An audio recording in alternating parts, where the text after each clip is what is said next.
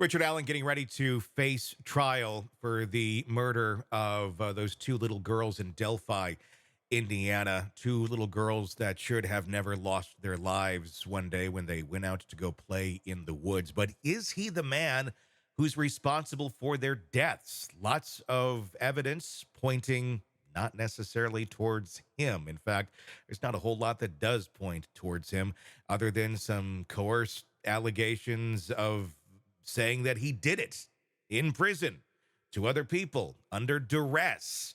It's an interesting thing, especially when we talk about how we interrogate people and try to get information out of them. Joining me to discuss, Robin Dreeke, retired FBI special agent. Yeah, I mean, getting information out of people is an interesting thing, and the way that we do it in this country is I think questionable, especially to other countries that don't necessarily have the principle of let's lie, let's scare the hell out of the person to try and get the answer that we want. Other places don't do that because it doesn't necessarily produce accurate results all of the time. What are your thoughts on this? Because this is how we do things here. It's kind of how I think a lot of us think, well, the system must work this way. This must be successful and it gets what you want. Does it really, though? So some people do that. Yeah. I mean, if you look, my background, I Hmm. am 100% anti coercion, Hmm. manipulation, subterfuge, all the pretexting that some people will utilize to do Hmm. that before exactly the reasons you said. If you're looking for truth, veracity of information, you have to think in terms of not convincing or coercing someone to give it, because then you're getting like 10% accuracy that you have to follow up on what a lot of others. I think more in terms of how can I inspire them to want to share the truth? How can I inspire them to share truth before they have an opportunity to lie and deceive? And so it's always about understanding their motivations. And there's three keys that great interviewers will get a lot of reps in when interviewing. And I say I don't even like the word interrogation because it makes it sound it's ominous and Hmm. oppressing on it. It's just an interview. It's a conversation. And great interviewers will maneuver in and out of using rationalizations, projections, and minimizers with individuals.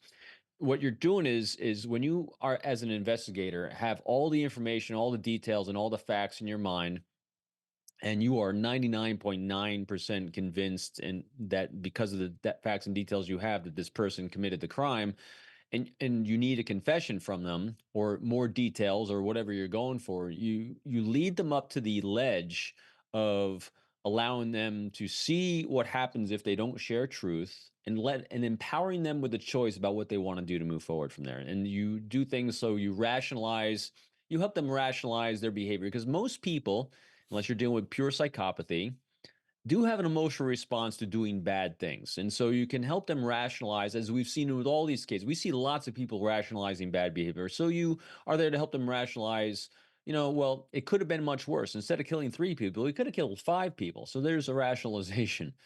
Projection, here's what a projection might look like. Instead of, it's all your fault, because of the way you grew up and all the trauma you went through, walk a mile in your shoes and see what kind of choices you would make. Because I understand that. So that's probably, if your mother wasn't like she was, your father didn't walk out on you, that's a projection.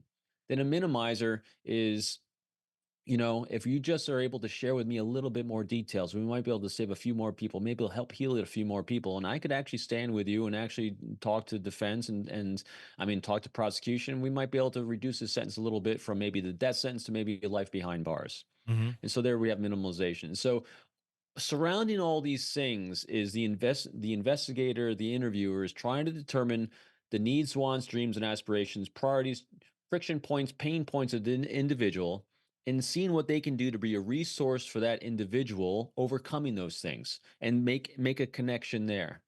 So, and again, I not oversimplifying it in like 30 seconds, me telling you how to do this, but that's what a great interviewer does. They're maneuvering around all those areas, and never once in there did I have to lie, cheat, steal, make Hmm. up a falsehood, because I'm on the side of it just doesn't serve me well. It's also very incongruent with who I am as well. Hmm. And if I'm going to be a resource for someone, that person has to feel I'm there for them, and I need congruence between my verbals, my nonverbal behavior. They have to understand that I see them not as a screwdriver or a tool to make myself look good and prosecute this case, but I'm actually there for them, as abhorrent as their behavior might have been, the horrible things they've done, in order for them to feel like I'm on their side, not taking their side, but on their side of trying to move them forward in their process. That's what you have to do. It's very challenging, but that's why great interviewers, great investigators have a lifetime of reps Yeah. of doing this. Hey, thanks for checking out the video. Be sure to follow us wherever you download podcasts, and especially Apple Podcasts, where you can get advanced episode and premium content on our premium channel right there. Also, be sure to follow us on social media so you don't miss any breaking updates on the stories that matter to you most. We're on TikTok, X, Instagram, Facebook. Just search Hidden Killers Podcast with Tony Brueski, and you'll find us right there. Again, thanks for watching.